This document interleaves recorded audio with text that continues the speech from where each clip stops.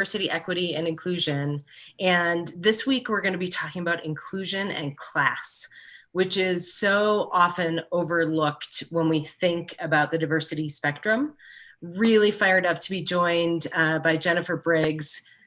Jenny and I have known each other probably 15 years, and she's been a member on the Moxie Board of Advisors from the very start.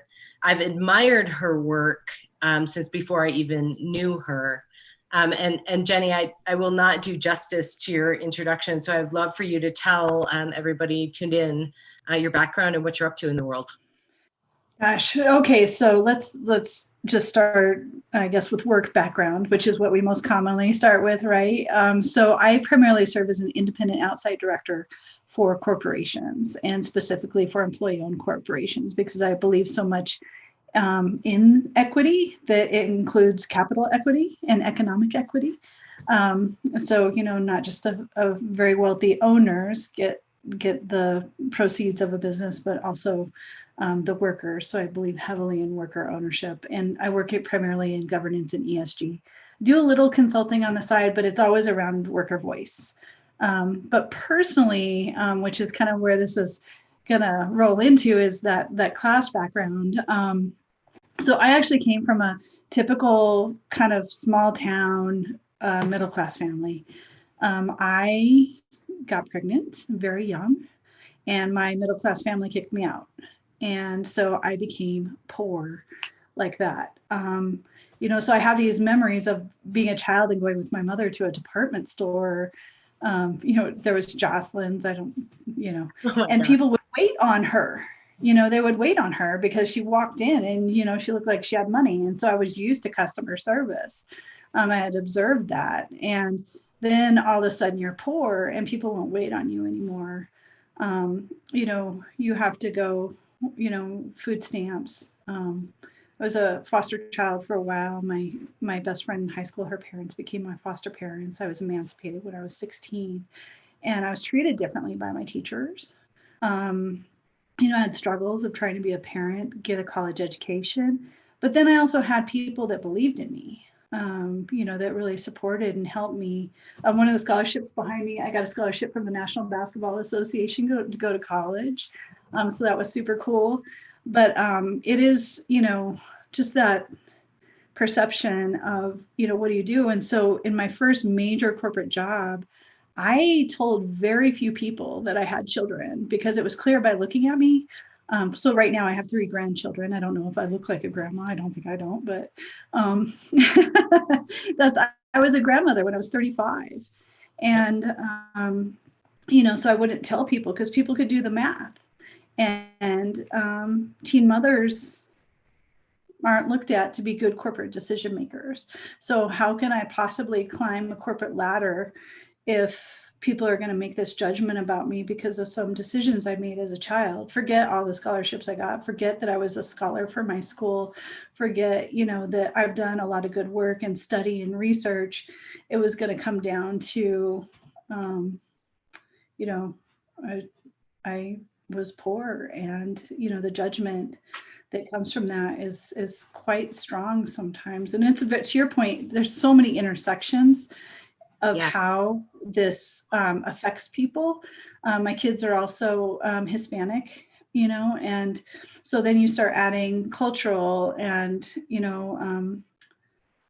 my oldest daughter is very dark skinned. And so she's my daughter, so, there's just so much that makes it hard to discreetly label.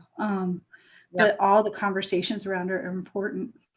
Well, so let's frame this conversation. And you mentioned a couple of things, Jen, like how class really impacts inclusion at work. So you mentioned some of the things, I've seen organizations that it's like, oh, you need to come with a laptop and you need to have, this, how you have to show up and dress and all of these things that if I'm coming from poverty, those aren't accessible to me. Well, yeah. And they're not accessible to you. And then there's the deeper thing, the soft skills, if you will, of corporate life. I I was around my father, who was a small town politician, and I knew how to speak the language of class, but I Mm, wasn't in the class.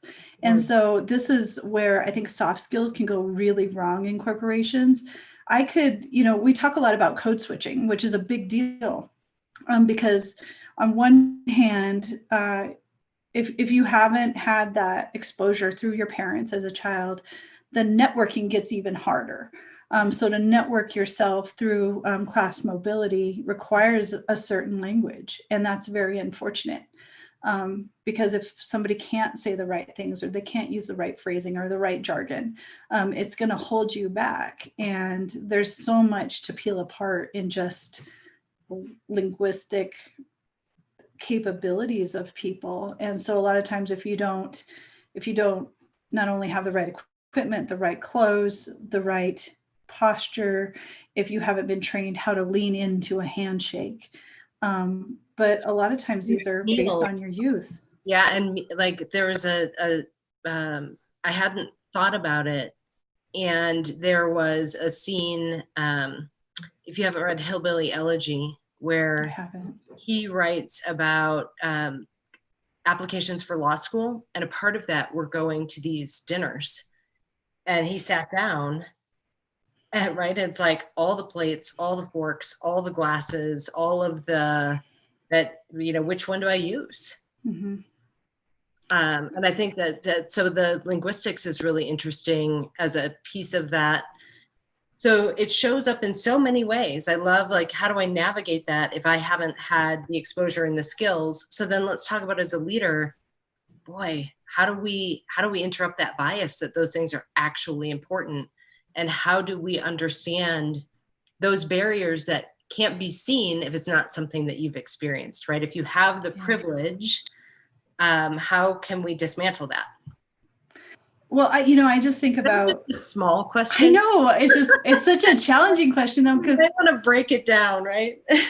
I think about like the people that I went to school with, that some of their parents said, you shouldn't be friends with her anymore because clearly she's, not part of us anymore. And so I lost some friends. Some teachers lost faith in me and wouldn't invest time in me because I was already written off. I mean, statistically, I'm already gonna fail, right? So why should we invest in people that statistically aren't clearly gonna make it? But then I had other teachers, my science teacher, Mr. Palmer, and his wife actually. So I was taking chemistry, and he watched my daughter for me while I got caught up on a chemistry test. And I think about these people that see, there's a veneer. Class is a very thin veneer, in my opinion. And Mm. so we have to look beyond the veneer and see what's the passion of the person. So I think it's looking beyond the statistics.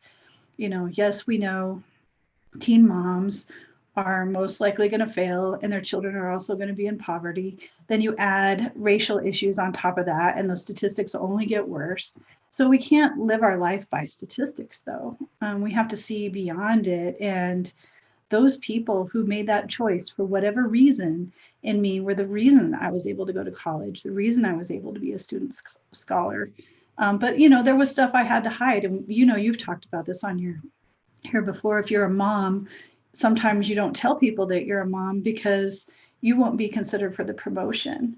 Right. And then add, class, race, whatever on top of that. So there's who we present as and who we actually are sometimes have to be different to climb the corporate ladder.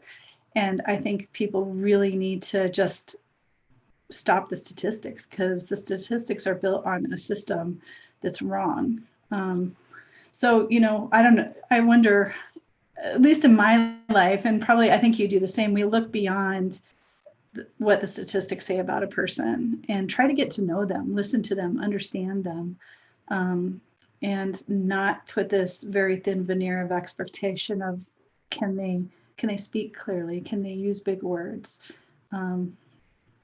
Yeah, and I think it's, I always think about things systemically, at the team level and at the individual level, because that's right. We have to think about all of those. So if I'm a leader, I need to be thinking about how am I interrupting this, whether explicit or unconscious bias when it comes to race, where, I'm sorry, when it comes to class and the intersectionality of race in many cases.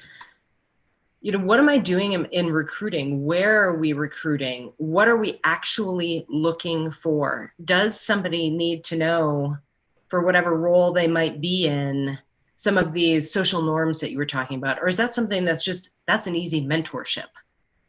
Well, I think it's interesting, like when I compare my work life, so that one corporate entity that was they had a model of what success looked like. And then I compare it to my time, at New Belgium Brewing.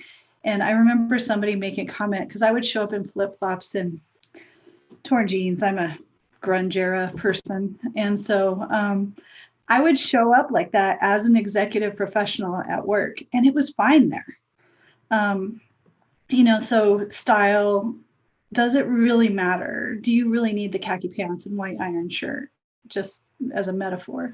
Or is it okay for people to show up as themselves? And that's one of the lessons I learned at New Belgium of what employee ownership can really be, is self-ownership, is being a self-leader.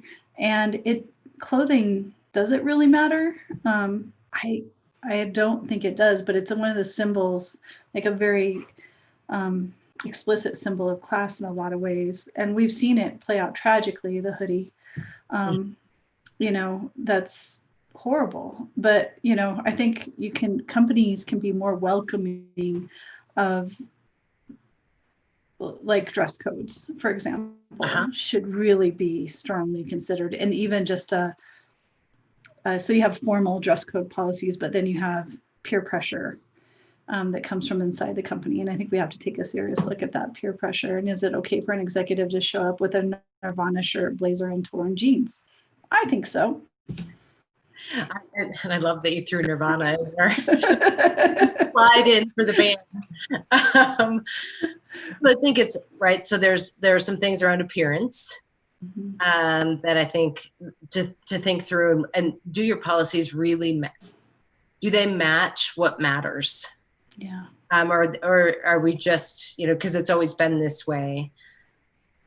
The other thing is really thinking through, for people that have never been food insecure, or have never been housing insecure, have always had enough pad in the bank account to cover some things, imagining that you don't have those things. And you're asking somebody to cover their expenses for, 2 weeks, a month, particularly people that are just starting out in their careers. How can you mitigate that? Right? Does that really make sense? Because you are putting a whole sector of people, either they can't come on and be a part of your organization, right? Or you're putting them,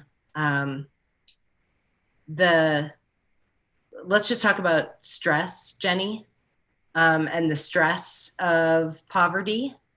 We're seeing that play out right now with COVID and health impacts. So both from a mental health and a physical health, the stress of food insecurity, the stress of class insecurity, if I don't have, if I'm in a have-not group, and how that can play out in the workplace, and how to think about that as a leader. Well, and I think you make the point of the power of diversity, right? And how mindsets need to be represented in our political class and governing class in terms of the workplace. So, ESG is a big deal on boards. That's something that I study and practice. And when boards are making these decisions around programming in companies, a lot of times what we've seen, unfortunately, is it goes out in philanthropy, but doesn't go towards the internal practices. And so when you don't build kind of a safety net inside the organization, we don't have it in our public services. COVID's proven that. Yep. So businesses are having to pick up some of the slack of our public health system. But by not doing that, the talent that you're excluding from your workplace, if you have, my first job that I tried, I was a salesperson, and they had a sliding scale. So I was on a salary, but over time I was to go to 100% commission. I quit because I was so afraid. I had a single parent and 3 children. I could not go on 100% commission. I could have been wildly successful and made a whole lot of money, Yep. but I had no ability, like zero ability to cover that gap, because we were living hand to mouth as it was. I was catching up on debt that I had, accumulated at starting, as a 16-year-old, emancipated, trying to live on my own. There was absolutely no way I could have survived a bad month on 100% commission. So I quit and found that's how I got into HR, ironically. But, you know, the talent that people are excluding. I don't know. It all worked out. But yeah, just the talent that people are excluding through their practices, I don't think is easily aware. But if you have people on the management team who have been in poverty, if you have people on your governance, who have been in poverty, and so when you look at the seats around the board, you need all those viewpoints. You need people from different cultures. You need people from different classes. You need people from different experiences. And the beauty of getting all of them to work together is we'll come up with more well-rounded solutions. We'll come up with better programs.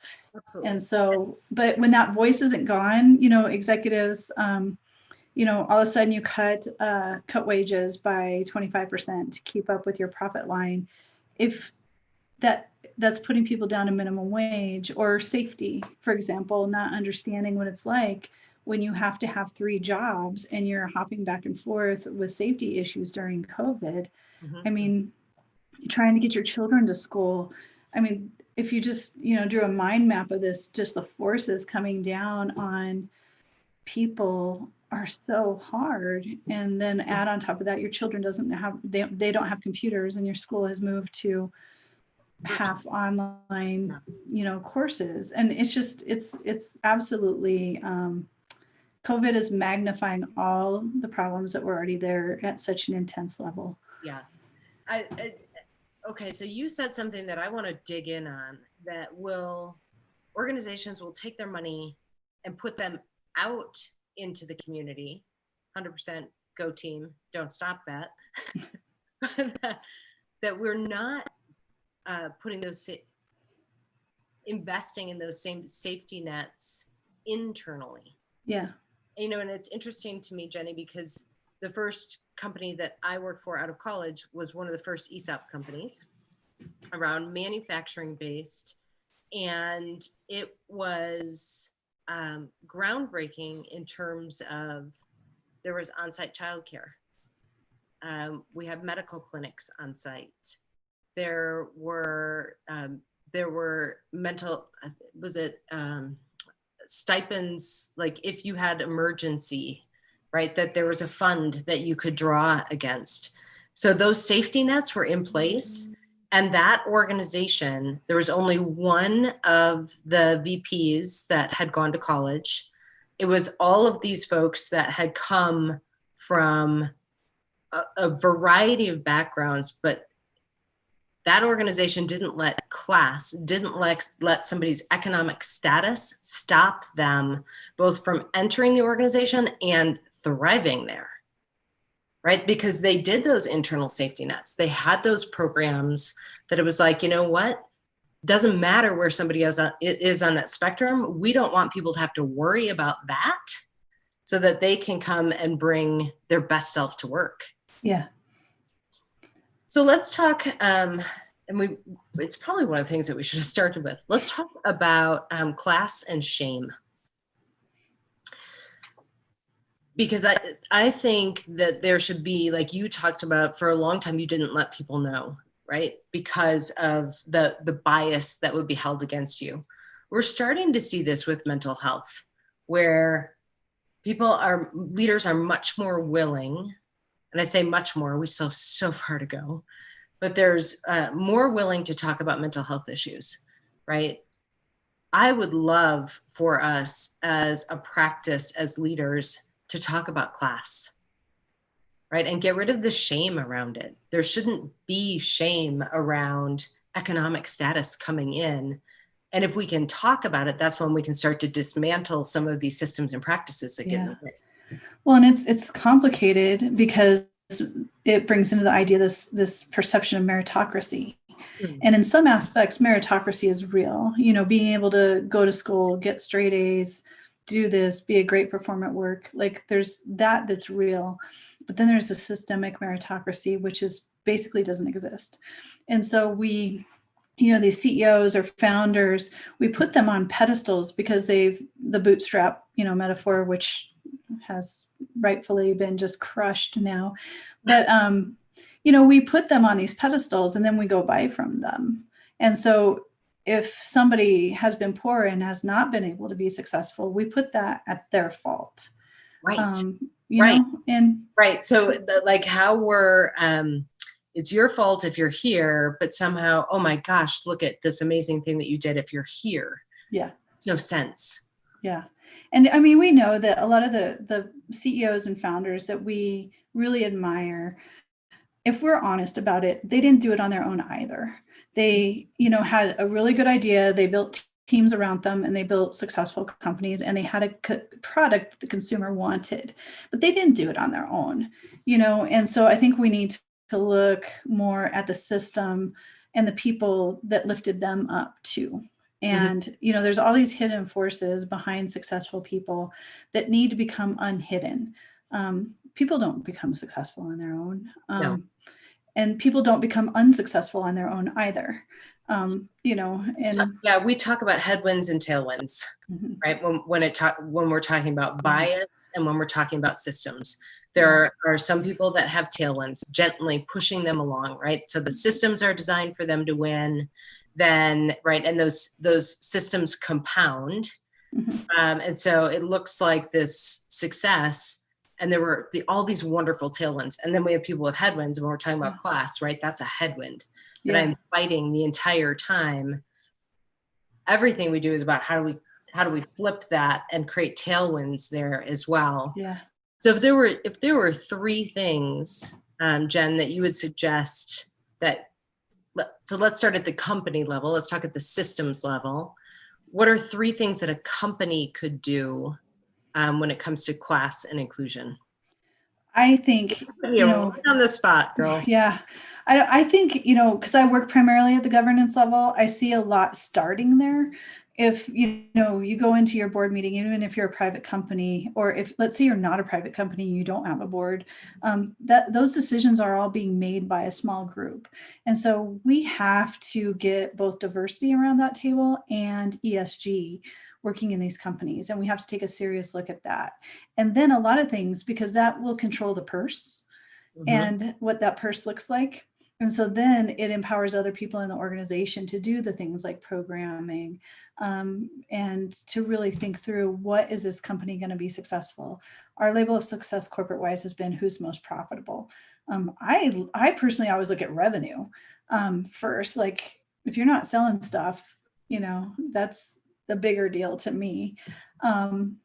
When I look at financials, of course, profit's important because it is a business, but we have to really seriously look at that and think about long-term profit from a company perspective. And so if we can reframe our financial mindset, more can be invested in the internal processes and practices inside a company. I recently heard from another initiative that I'm on is companies are having a hard time buying into D&I because they're not really seeing what they're going to get out of it. And I was just like, aren't we still there? Right? Like, yes, we are, unfortunately. I'm like, what do you mean? Like, and the thing is that we're short-termists. So if you implement something tomorrow, you're not going to be able to produce an ROI by Q1. These are all like really good long-term plays about building long-term successful companies. And so if we could think on that horizon more, I think that's important. And then somehow the consumer, we as consumers need to figure out, how can we buy from companies that are doing this work well? Because we need to give them more of our revenue. For sure. I actually say right now, the thing that's great is we're seeing both from employees and investors pressure around this finally, which is a great thing. All right, then I'm an individual leader. What can I do to interrupt this bias and to think about class and inclusion, both at the individual level and for my team? Well, not to point right back at you, but I think I will. Like the bias breaking. I mean, we've seen, I think the bias breaking at the individual level and the programmatic level have to go together, Yep. but we have to stop and think, why is it we like to work with these people? Is it because they're like us? Why is it we believe a certain thing? Is it just confirmation bias? We have the list of, I personally believe that confirmation bias and false consensus bias are two of the worst, because I think everybody thinks like me, and I think I'm right. And so I'll find any statistic that reinforces my belief. And I would And add, so the triumvirate there is like me bias, right? Because then I surround myself, right? So with those three forces at play. yeah. And I think and then just generally, this is my feeling, like that's a boring life. Like, I don't want to be around myself or people like me or people that believe like me. I want people that break down my ideas, and I want people that are like, wait a minute, maybe you should think about it this way, or that's wrong. And so I think fundamentally we just have to get comfortable not being right, or not even wanting to be right. And for executives, I mean, I know we've been preaching this for a long time, and I don't know why it's not sinking through, but this idea, like sometimes one of our board members used to say this at New Belgium, but you have to stop leaning in and actually lean out. And, for other people to be in, you have to take a step back. And so I think there's a lot of thinking to go around, like, how do I create more? How do I use the voice of the worker more? How do I listen more? And if you're making all the decisions, to me, that's just like a huge thing. And I would always tell my team, our friend Drea, who you work with now, I'd say, like, I have a lot of crazy ideas. I bet you none of them are very good. So, Right. making space for people to argue with you, because in as a leader position, it just happens. People won't disagree with you. And you need to invite constant disagreement, sense of humor, humility, whatever it is that you do, that's your shtick, but you constantly have to invite it, because it's a nature. I don't know why it happens. There's probably a psychology behind it that I don't know, but people will follow leaders. And so if you want to increase problem solving, you have to make space for it and actively invite it. So, yeah, and I think to that end, like thinking about a couple more interrupters are, first, talking about class, right? Mm-hmm. Even understanding that that is a part of the diversity spectrum. It is, people don't even think about it as a part of the diversity spectrum, right? So as an individual leader, let's have that conversation and then get really curious, right? Get really curious about, if I were food insecure, if I was living paycheck to paycheck, if I were housing insecure, if I was trying to figure out childcare, what on my team would I need to allow to happen for that person to succeed, right? Mm-hmm. Are there rules, procedures, expectations that I have, right? So start here. I would say curiosity is an inclusion superpower. And so, right, understanding that, in talking about class, thinking about how you're operating your team, and then sponsoring and mentoring somebody who is not like you, right? Yeah. See, like you talked about your teachers, you talked about some different people in your career who saw the raw potential in you. And you were lucky, right? Because you had those tailwinds privileges. So you already had, like you said, the language, mm-hmm. behavior, you knew so taking somebody that doesn't have those things and seeing people for raw potential and for who they are, and mentoring and sponsoring. Yeah. And I think I would add to that, and the mentorship too, is though, breaking down some of these customs that we have, which I actually think is a good part of the situation. Like, why does the strong handshake have to mean something? Well, like, we can't do it anymore anyway, right? No, but these are, customs and American customs that, does a strong handshake. I've literally heard people say that, well, I like him because he has a strong handshake. Like, what does that tell you about a person? Like, really, come on. So I think we have to, even in our mentorship, as we mentor people in certain ways, we have to question, like, why does that matter? Why does it matter? Why does it matter? What what it does, you know. And I think background bias, I think, is something interesting because you and I are obviously online right now, but Oh yeah. you know, I work with another group that's basically sanitizing everything. So you have a required background so that nobody can see it. Yeah. And I get it, but I think it's unfortunate because it disables the conversation. So if everybody's open-minded and not judgmental, we could talk about, you and I were talking about my Shepherd Fairy and that you have Shepherd Fairy and we love Shepherd Fairy. Like those conversations can't happen if you're not sharing it. But if there's a culture of fear, intimidation, or judgment, There's you shame, right? Shame right. around, hey, I'm taking this from my bedroom, and you can obviously see that, right? So I think there's, oh, we could talk for hours. Okay, Yeah. so hit me with one last truth bomb about class and inclusion. This is the toughest question. um, you know, I think the truth bomb is when you have a certain background, you bring it with you. Like we have it. I have a quirk that I still hoard food. I hoard dry food. My kids always wonder why I have so much food that goes old. But there are things that you bring with you into it. And it's either going to make you more compassionate or less compassionate to the people around you. And so you just have to be really willing to look at your quirks, admit their quirks, and see if you're imposing them on other people. You know, because we're programmed by our surroundings in a really powerful way.